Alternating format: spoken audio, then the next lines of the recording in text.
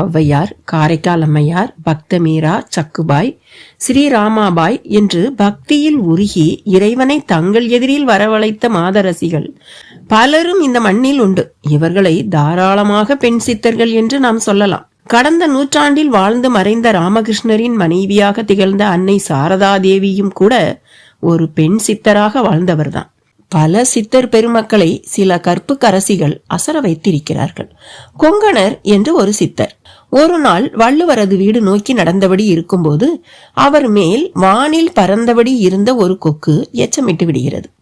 கோபத்துடன் நிமிர்ந்து பார்க்கிறார். அந்த கொக்கு அப்படியே கருகி போகிறது. அவரது கோப பார்வைக்கு அப்படி ஒரு சக்தி.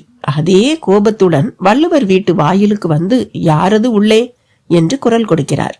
அந்த குரலை கேட்ட வள்ளுவர் கொல்லைப்புறம் கிணற்றில் தண்ணீர் இறைத்தபடி இருக்கும் வாசுகி அம்மையாரை அழைக்கிறார். கணவன் குரல் கேட்ட நொடி இழுத்தபடி இருந்த கயிற்றை அப்படியே விட்டுவிட்டு வாசுகி அம்மையார் ஓடி வருகிறார். விசைப்பாட்டையும் மீறி கிணற்று கயிறு தண்ணீருடன் அப்படியே அந்தரத்தில் நிற்கிறது. அதை கொங்கணரும் பார்க்கிறார். அப்போது அவர் எதிரில் வாசுகி அம்மையாரும் வந்து உங்களுக்கு என்ன வேண்டும் என்று கேட்கிறார். நான் யார் என்று தெரியாமல் உபசரணையாக உள்ளேயும் அழைக்காமல் உங்களுக்கு என்ன வேண்டும் என்று பிச்சைக்காரனை பார்த்து கேட்பது போல் கேட்கிறாயே, நான் யார் தெரியுமா என்று கோபத்தில் கண்கள் சிவக்கிறார் கொங்கணர். ஆனால் அதற்கு வாசுகி அம்மையார் சிறிதும் அசரவில்லை. எதற்கு இந்த கோபம்? கொக்கென்று என்னையும் எண்ணிவிடாதீர் கொங்கணரே. என் பதி கூறியதையே நானும் செய்தேன். அவர்தான் உங்கள் குரல் கேட்டு யாரென்று விசாரிக்க சொன்னார். விசாரித்தேன். நீங்கள் கொங்கணர் என்பது தெரிகிறது. அதனால் என்ன இப்போது என்று வாசுகி விளக்கவும் கொங்கணர் அதிர்ந்து போகிறார்.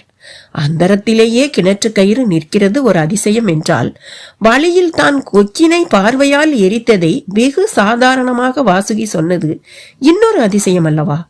அடுத்ததாக துளியும் பதட்டமோ பயமோ இல்லாமல் கணவர் பேச்சே வேதம் என்பது போல அவர் நடந்து கொண்டது. அந்த சம்பவத்தில் இருந்துதான் பத்தினி பெண்களின் கற்பு என்பது தவ சக்திக்கும் பல சித்துக்களுக்கும் மேலானது என்பது கொங்கணருக்கு தெரிய வருகிறது. அதனால்தான் அனுஷியா, நலாயினி போன்றோர் மும்மூர்த்திகளையே குழந்தைகள் ஆக்கியதும் சூரியனையே உதிக்க விடாமல் தடுத்ததும் தெரிய வந்து தன் சித்த சக்தி எல்லாம் ஒரு கற்புடைய பெண்ணின் கால் தூசுக்கு பெறாது என்பதை புரிந்து கொள்கிறார் அவர். பின் கோபத்தை விடுத்து பணிவுக்கு ஆளாகி சக்திகளை தேடி அலைவதை விடுத்து ஞானமடைகிறார். பெண் சித்தர்கள் என்று வந்தவுடன் சிந்திப்பதற்கு எவ்வளவு விஷயங்கள் இருக்கிறது பார்த்தீர்களா?